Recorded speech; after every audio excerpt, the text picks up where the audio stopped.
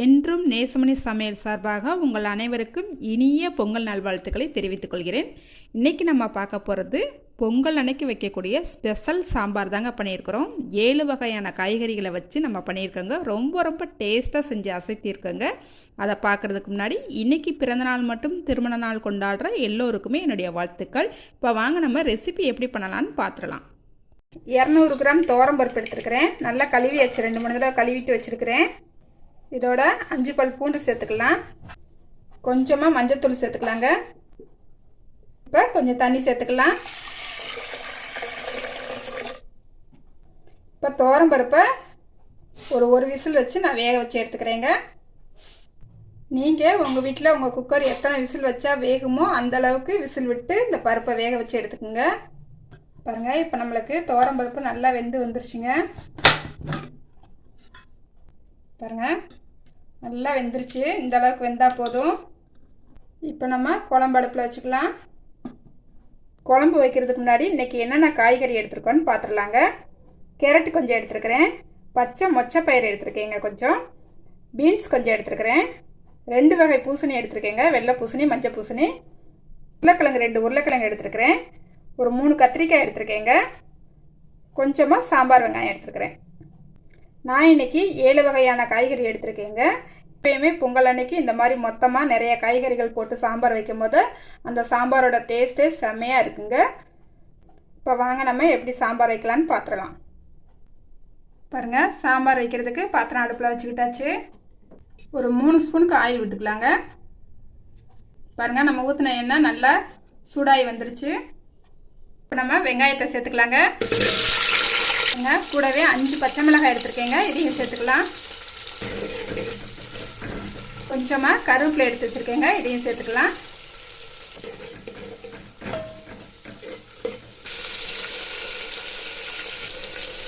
பாருங்க, வெங்காயம் சேர்த்து 1 நிமிஷம் ஆயிடுச்சுங்க. இப்போ நம்ம வச்சுருக்கிற காயெல்லாம் சேர்த்துக்கலாம்.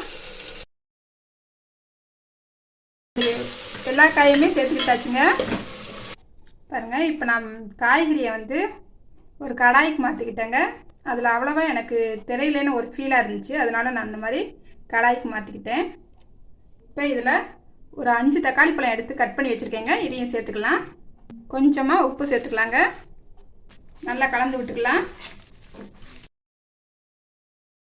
கொஞ்சமாக மல்லிச்செடி மேலே தூவி விட்டுக்கலாங்க. இதை ஒரு 5 நிமிஷம் மூடி வச்சிடலாங்க. அடுப்பை சிம்மில் வச்சுருக்கேன். காய் மூடி வச்சு ஒரு 5 நிமிஷம் ஆயிடுச்சுங்க. பார்த்துடலாம். தக்காளியெல்லாம் பாருங்கள், நல்லா மசிஞ்சு வந்துருச்சு. இந்த அளவுக்கு வெந்துக்கிட்டால் போதும். இந்த நேரத்தில் ஒரு 3 ஸ்பூன் சாம்பார் பொடி எடுத்து வச்சுருக்கேங்க. இதை சேர்த்துக்கலாம். ஒரு 1/4 ஸ்பூன் மஞ்சள் சேர்த்துக்கலாம். நல்லா கலந்து விட்டுக்கலாங்க. பாருங்கள், சாம்பார் பொடி நான் இன்னைக்கு சக்தி சாம்பார் பொடி தாங்க யூஸ் பண்ணுறேன். சாம்பார் பொடி சேர்த்து 1 நிமிஷம் நல்லா வதக்கி விட்டுக்கிட்டாச்சு. நல்லா எண்ணெய் எல்லாம் பாருங்கள் நல்லா திரிஞ்சு வருது. இந்த நேரத்தில் தண்ணி சேர்த்துக்கலாங்க. பருப்பு வேக வச்ச தண்ணி இருந்தால் நீங்கள் சேர்த்துக்குங்க, இல்லை நார்மல் வாட்டரே சேர்த்துக்கலாங்க.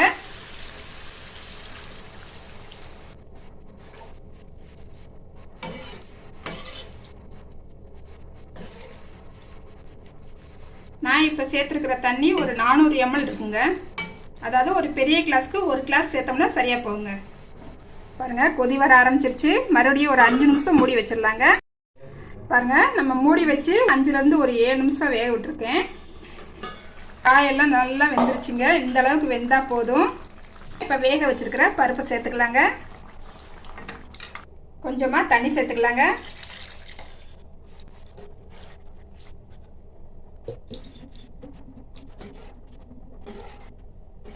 உப்பு கரெக்டாக இருக்கான்னு செக் பண்ணிக்கலாங்க. பாருங்கள், உப்பு கொஞ்சம் கம்மியாக இருக்குது, சேர்த்துக்கலாம். பாருங்கள், இப்போ ஒரு 3 நிமிஷம் நல்லா கொதிக்கிட்டுங்க. சாம்பார் ஒரு 3 நிமிஷம் நல்லா கொதிக்க விட்டாச்சுங்க. இப்போ இந்த சாம்பாருக்கு ஒரு தாளிப்பு கொடுத்துடலாங்க. இவங்க சாம்பார் வைக்கிறாங்களே, இது வரைக்கும் பெருங்காயமே சேர்க்கலைன்னு நீங்கள் நினைக்கிறது எனக்கு தெரியுதுங்க. இப்போ நம்ம கடைசியாக தாளிப்புக்கு தாங்க பெருங்காயம் சேர்க்க போகிறோம். இந்த மாதிரி சேர்த்தோம்னா இந்த சாம்பாரோட வாசமும் டேஸ்ட்டும் செம்மையாக இருக்குங்க. இப்போ நான் ஒரு சின்ன கடாய் அடுப்பில் வச்சுட்டு ஒரு 2 ஸ்பூன் ஆயில் விட்டுருக்கேங்க. இந்த ஆயில் நல்லா ஹீட் ஆகி வரட்டுங்க. கொஞ்சமாக கடுகு சேர்த்துக்கலாம். பாருங்கள் கடுகு வெடிக்க ஆரம்பிச்சிருச்சு. இப்போ ஒரு அரை ஸ்பூன் சின்ன சீரகம் சேர்த்துக்கலாம், ஒரு அரை ஸ்பூன் வெந்தயம் சேர்த்துக்கலாம், 1/4 ஸ்பூன் மிளகு சேர்த்துக்கலாம், ஒரு 4-5 சின்ன வெங்காயத்தை பொடிசாக கட் பண்ணி வச்சுருக்கேங்க, இதையும் சேர்த்துக்கலாம். கொஞ்சமாக கருவேப்பிலை சேர்த்துக்கலாம், 2 வத்தலும் சேர்த்துக்கிறேங்க, 1/2 ஸ்பூனுக்கு பெருங்காயத்தூள் சேர்த்துக்கலாங்க.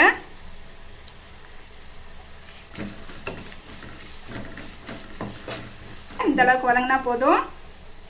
இப்போ இதை சாம்பாரில் ஊற்றிக்கலாங்க. சாம்பாரில் தாளிப்பை சேர்த்துக்கிட்டாச்சுங்க. மல்லிச்செடியை தூவி விட்டுக்கலாம்.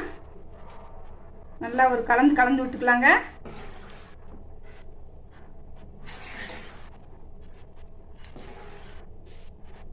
ஒரு 5 நிமிஷம் சாம்பாரை மூடி வச்சிடலாங்க. நம்ம தாளிப்பு சேர்த்தா பிறகு நான் அடுப்பெல்லாம் ஆஃப் பண்ணிட்டேங்க. ஆஃப் பண்ணிட்டு தான் சும்மா ஒரு 5 நிமிஷம் மூடி வச்சிருக்கிறேன். பாருங்க சாதம் ரெடியாக இருக்குது. சாம்பார் ஊற்றிக்கலாம்.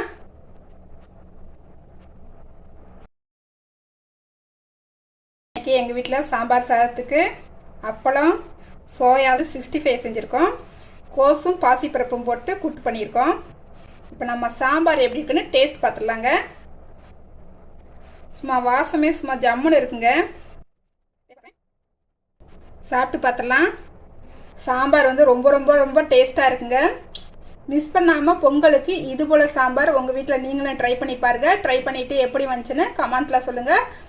லைக் பண்ணுங்கள், ஷேர் பண்ணுங்கள். மறக்காமல் வீடியோ பார்க்குற எல்லோருமே என்னோடய சேனலை சப்ஸ்கிரைப் பண்ணிக்கோங்க. பாய். அடுத்த ஒரு ரெசிபியில் பார்க்கலாங்க.